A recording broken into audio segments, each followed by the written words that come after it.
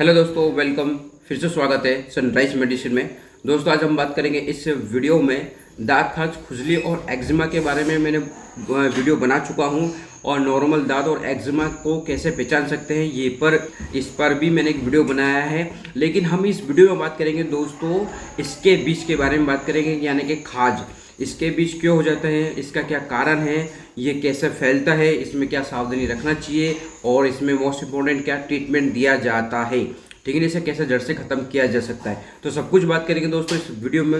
Video को पूरा देखना है, अंत तक देखना है। और चैनल पर नए हैं तो दोस्तों प्लीज़ दोस्तों चैनल को सब्सक्राइब कर लीजिए, क्योंकि मुझे आपसे एक शिकायत है, आप हमारे वीडियो देखते हैं रेगुलर, बहुत अच्छा लगता है, लेकिन आप चैनल को सब्सक्राइब नहीं करते। तो प्लीज़ दोस्तों चैनल को सब्सक्राइब कर लीजिए। जानकारी अच्छी लगती है इसके बीच के बारे में तो और भी लोगों को भेजिए, ठीक है ना। इसके बीच जो होता है दोस्तों एक बहुत कॉमन डिसीज है। ये जो इसके बीच जो होता है त्वचा में यानी स्किन में होने वाला एक ऐसा इन्फेक्शन होता है जो किसी न किसी व्यक्ति को हो ही जाता है। खासतौर पर हमारे इंडिया जैसे कंट्रीज़ में, बांग्लादेश कंट्रीज़ में, अदर कंट्रीज में, जैसे जहाँ पर जो लोग चिपके चिपके रहते हैं बिल्कुल एक दूसरे के बेड वगैरह या फिर बेडशीट वगैरह बेड वगैरह शेयर करते हैं, और उसके बाद में जो ट्रेन और बसों में जो चिपक चिपक के जाते हैं, तो ये क्या होता है, वो उस टाइम पे ये रोग संक्रमित हो जाता है। यानी हम इसे बोल सकते हैं छुआछूत की बीमारी में से बोल सकते हैं। और मोस्ट इम्पोर्टेंट इसको रात में चलने वाली बीमारी, ये बीमारी जो होती है दोस्तों रात में खुजली बहुत ज़्यादा तेज चलती है। कई बार ऐसा समझ में नहीं आ पाता व्यक्ति को कभी एक्जिमा है कि नॉर्मल खुजली है या फिर दांत है। तो क्या होता है दोस्तों, जो नॉर्मल जो एक्जिमा या फिर दांत जब होता है तो ये एक फंगल इन्फेक्शन और बैक्टीरियल इन्फेक्शन की वजह से होता है।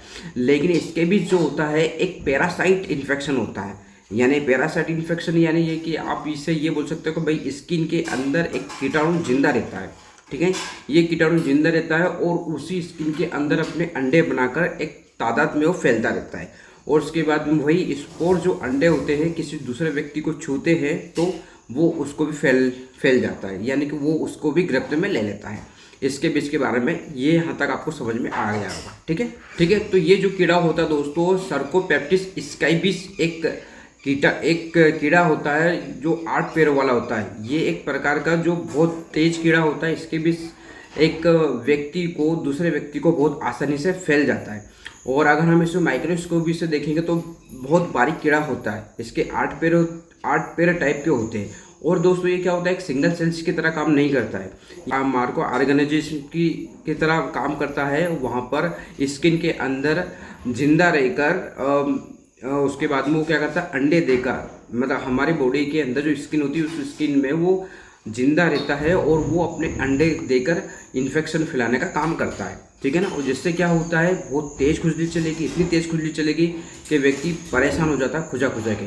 तो इसी खुजली को तेज चलती तो हम इसे बोलते हैं खाज, यानी बोलते हैं किसी को खाज हो गया हो। तो ये वही बीमारी इसके बीच के बारे में, ठीक है। ये बीमारी जो होती है दोस्तों रात में खुजली बहुत ज़्यादा तेज चलती है। कई बार ऐसा समझ में नहीं आ पाता व्यक्ति को कभी एक्जिमा है कि नॉर्मल खुजली है या फिर दांत है। तो वो क्या करते हैं, बहुत समझदार व्यक्ति होते हैं काफ़ी लोग, वो बेचारे क्या करते हैं मेडिकल स्टोर पर जाते हैं और एंटी फंगल का क्रीम लगा लेते हैं वहाँ पर। तो एंटी फंगल क्रीम क्या होता है दोस्तों, एंटी बैक्टीरिया के इन्फेक्शन की वजह से होता है, तो वो ठीक हो जाता है। लेकिन ये जो इसके बीच जो होता है दोस्तों पैरासाइट इन्फेक्शन के द्वारा फैला होता है, ठीक है। तो ये ठीक नहीं होता है, ठीक है। अब इसके बीच के सिम्टम्स के बारे में बात करते हैं। लक्षण, अगर किसी व्यक्ति को इसके बीच हो जाता है तो उसकी बॉडी के अंदर क्या क्या सिम्टम्स देखने को मिलेंगे। तो सबसे पहले मोस्ट इंपॉर्टेंट है कि बहुत तेज़ खुजली चलती है। इसमें इतनी तेज़ खुजली चलती है कि कलाइयों, हाथों में, उंगली में जहाँ पे मूवमेंट वाली चीज़ें होती हैं वहाँ बहुत ज़्यादा खुजली चलती है। जहाँ पे टच हम ज़्यादा से ज़्यादा व्यक्ति को टच कर रहे हैं। अगर किसी व्यक्ति को खाज हो गया है तो वो अपना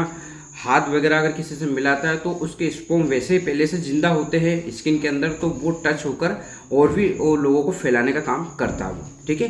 क्योंकि इतना मजबूत होता है दोस्तों इसका स्पर्म, जो इसका अंडा जो होता है, ये हमारे बॉडी के अंदर 3 दिन तक ये जीवित रह सकता है ये कीड़ा। यानी हमारे बॉडी के अंदर जो ब्लड के बाहर जिसे यानी पैरासाइट होता है, ये 3 दिन तक बाहर जिंदा रह सकता है। तो और भी व्यक्ति को इन्फेक्शन करता रहता है। इसका ट्रीटमेंट अगर नहीं कराया जाता है तो काफ़ी लोगों को, पूरी फैमिली में को होने के चांस बढ़ जाते हैं, ठीक है। ये जिस तरह का कीड़ा होता है स्किन के अंदर।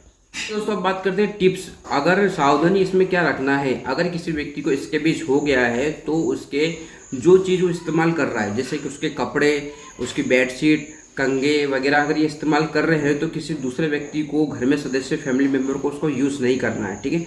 लत्ता कपड़ा वगैरह जो है, बेडशीट वगैरह है, इसे अच्छे से गर्म पानी से धोकर धूप में सुखा देना चाहिए, ताकि वो जो कीड़े हैं वो थोड़े से डिस्ट्रॉय हो जाता है, ख़त्म हो जाता है उसमें, ठीक है। उसके बाद में आप जो व्यक्ति इस्तेमाल कर रहा है साबुन वगैरह, तेल वगैरह, उसका हर किसी मेम्बर का अलग रखना है, उसको यूज़ नहीं करना है, ठीक है। अब बात करते हैं अगर किसी को इसके बीच हो जाता है तो इसमें क्या इलाज दिया जाएगा। मोस्ट इंपॉर्टेंट हम बात करें इसमें ट्रीटमेंट के बारे में, ठीक है। ट्रीटमेंट क्या क्या दिया जाएगा दोस्तों, कि आपको खुजाना नहीं है। अगर जिस जगह पर मूवमेंट वाली जगह पर खुजली हो रही है तो जितना हो सके कंट्रोल करो, खुजाना नहीं है।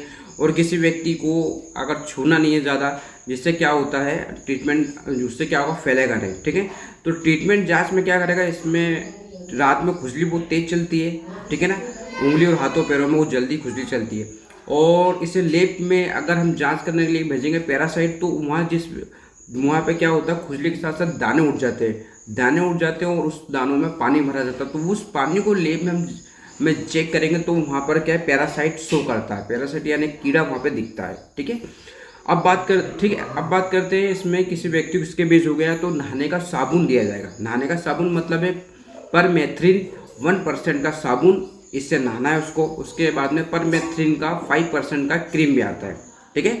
तो ये हुआ। उसके बाद में टेबलेट बेटनासोल 0.5 mg की टेबलेट देना। ये एक स्टेरॉइड मेडिसिन है। ये इसलिए दी जाती है दोस्तों, क्या होता है, एलर्जी इफेक्ट अगर हुआ हो, जिससे खुजले वगैरह हुआ, तो वो एक कंट्रोल हो जाएगा जहाँ तक, ठीक है। उसके बाद में आपको पता है ये पैरासाइट इन्फेक्शन है तो एंटी पैरासाइट मेडिसिन दी जाएगी, एल्बेंडाजोल या एवरोमेटिन मेडिसिन, ठीक है। एल्बेंडाजोल और या एवरोमेटिन टेबलेट, इन दोनों में से किसी एक टेबलेट को चलाया जाएगा, या तो हफ्ते में 1 बार ले लो या हफ्ते में 2 बार, ठीक है। यानी एल्बेंडाजोल और एवरोमेक्टिन मेडिसिन, ठीक है। उसके बाद में मोस्ट इम्पोर्टेंट ये है कि भाई अब खुजली बहुत चल रही है, खुजली के लिए भी कुछ देना पड़ेगा जब तो उसको राहत होगी। तो खुजली के लिए anti histamine medicine, anti allergy की मेडिसिन, लिवोसिट्राजिन 5 mg की मेडिसिन ये दी जाएगी।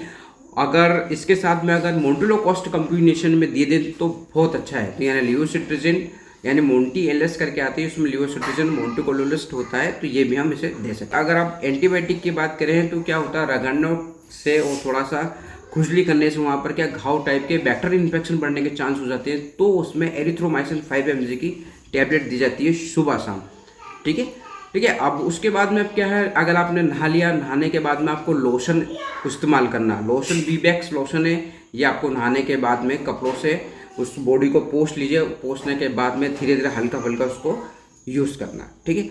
उसके बाद में मोस्ट इंपॉर्टेंट इसमें क्रीम और दे सकते हो, बेटनावेट एन बेटनावेट सी क्रीम करके, ये भी आप इसको लगा सकते हो। धीरे धीरे हल्का सा इसका रिजल्ट अच्छा आता है, ताकि इसमें थोड़ा सा ठीक होने के चांस काफ़ी बढ़ जाते हैं, ठीक है दोस्तों। अब क्या होता है, इसमें अगर किसी व्यक्ति को बहुत ज़्यादा तेज खुजली चल रही है, बर्दाश्त से बाहर हो रही है और उसमें बहुत परेशान हो गए खुजला के, तो उसमें एविल करके इंट्रामस्कुलर एक इंजेक्शन आता है एविल। ये एविल का इंजेक्शन लगा देते हैं तो उसमें क्या आता है, जहाँ तक है वो हिस्टामिन ब्लॉक को रोक के खुजली को बंद कर देगा, ठीक है ना। ये इंजेक्शन एविल का इंजेक्शन भी आप लगा सकते हैं। तो ये फुल कंप्लीट ट्रीटमेंट है दोस्तों, जो मैंने आपको इस वीडियो में बताया है। यानी आपको सबसे पहला लोशन बताया है, फिर उसके बाद में क्रीम बताया है, फिर टैबलेट बताइए, उसके बाद में नहाने का लोशन बताया। तो ये कंप्लीट ट्रीटमेंट है। और अगर किसी व्यक्ति को हुआ तो सावधानी बताइए, और पूरे फैमिली का ट्रीटमेंट होगा इसमें, अगर किसी को हो गया हो तो, ठीक है। तो आई होप दोस्तों जानकारी अच्छी लगी हो तो लाइक कर दीजिए। चैनल पर नए हैं और हमारी ऐसे वीडियो देखने के लिए चैनल को सब्सक्राइब कर लीजिए। फिर मिलते हैं नए वीडियो के साथ, एक नए टॉपिक के साथ। तब तक के लिए जय हिंद, जय भारत।